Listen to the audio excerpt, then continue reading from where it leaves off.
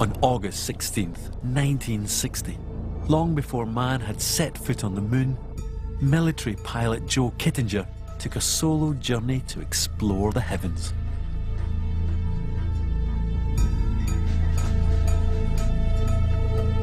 Not in a rocket, but in a giant helium balloon to determine the risks of high-altitude bailouts from air or spacecraft.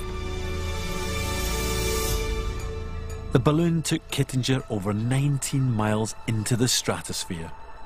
That's twice the height that I reached.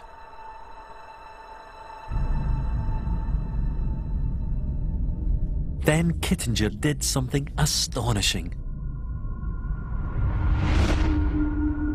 He jumped. This is the actual moment. He fell to Earth, reaching a speed of almost 620 miles an hour. And yet he had no sense of speed. I had no ripple of the fabric, my pressure suit, and it was a very weird sensation. I had no visual reference on anything, so I thought I was really suspended in space.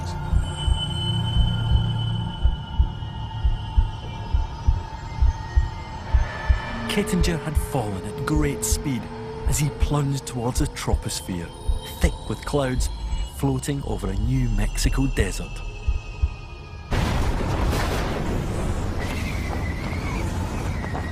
Finally, he opened his parachute. His jump remains the longest free fall in history.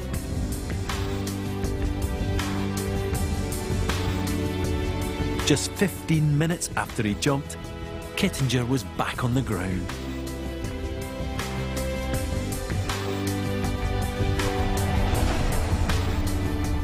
Falling from the upper reaches of the stratosphere, Kittinger had plummeted through 99% of the atmosphere's mass. 15 minutes before, I'd been at the edge of space, and now, to me, I was in the Garden of Eden. We really don't appreciate what a beautiful planet we have.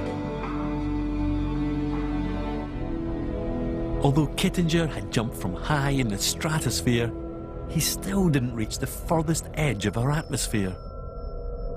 Above the stratosphere are more protective layers, so wispy and tenuous that they barely exist, but are vital for our planet.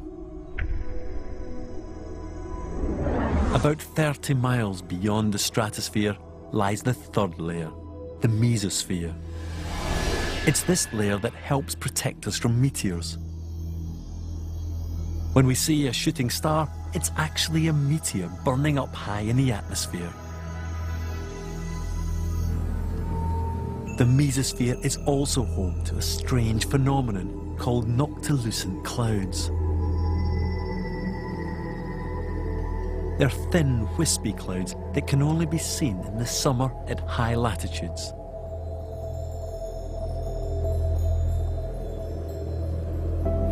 Beginning at nearly 50 miles high, there's the fourth layer, the thermosphere. Here, the atmosphere is so thin that beyond 50 miles, we approach the beginnings of space. The space shuttle orbits the Earth in the thermosphere. It's also where nitrogen and oxygen interact with the sun's lethal solar wind, creating the aurora around the Earth's poles.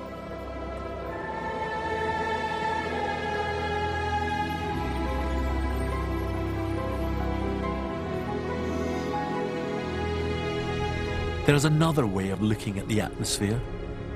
If you could unwrap the atmosphere from the surface of the Earth and put it all into a ball, this is what it would look like. Its weight is equal to a layer of water 34 feet deep, covering the Earth.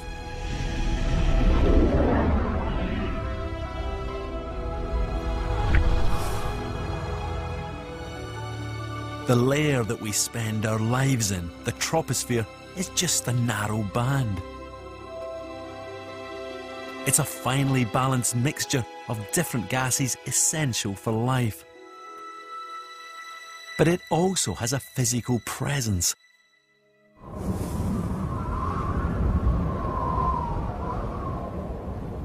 To understand the troposphere we live in, you have to think of it not just as gases, but as a fluid.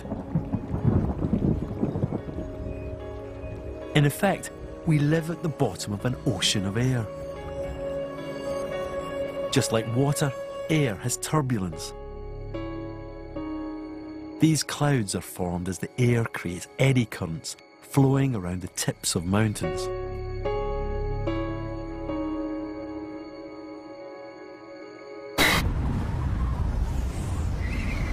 Tornadoes